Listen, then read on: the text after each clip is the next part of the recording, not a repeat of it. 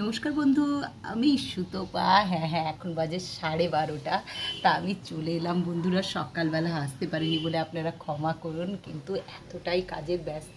আজকে আমার রিজুবাবু আর সোনামা আসছে, সেই জন্য খুবই আনন্দ মনের মধ্যে, বিশ্বাস করুন। আর সকাল থেকে গঙ্গায় স্নানও করতে গেছিলাম, সে ভিডিও আপনাদেরকে দেব, কিন্তু এখনও দিতে সময় পাচ্ছি না।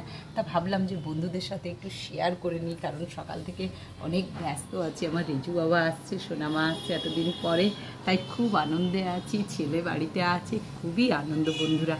তাই ভাবলাম যে বন্ধুদের সাথে একটু শেয়ার করবো না, তা কি হয়। কিন্তু বিশ্বাস করুন বন্ধু, আপনাদের জন্য মনটা ছটফট করছে, কিন্তু কিছু করতে পারছি না। ভাবছি কখন যাব, সেই জন্য আর আসতে পারিনি বলে আমাকে ক্ষমা করবেন আপনারা।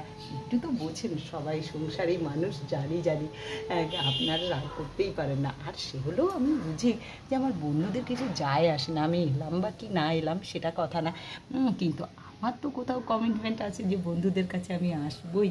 আর আজকে ছুটির দিন, চারদিকে প্রত্যেক বাড়িতে উৎসব আরম্ভ হয়ে গেছে। মহালয়া এলো মানে মা চলে এসছেন, একটা দিন চলে গেল এরকম আর কি।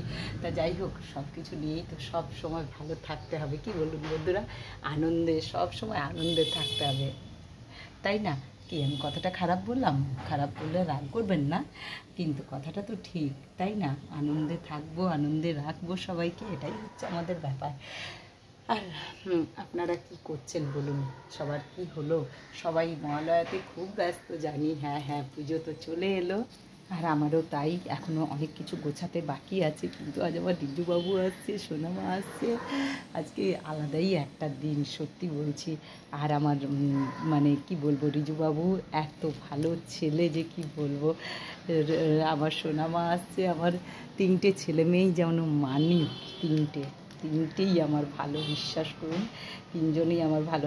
না, আরও কথা বলবো, আরও শেয়ার করবো, কিন্তু এখন রাখি, এখন এইটুকু। আবার নেক্সট ভিডিও নিয়ে আমি আসছি। সুতপা, সঙ্গে থাকুন।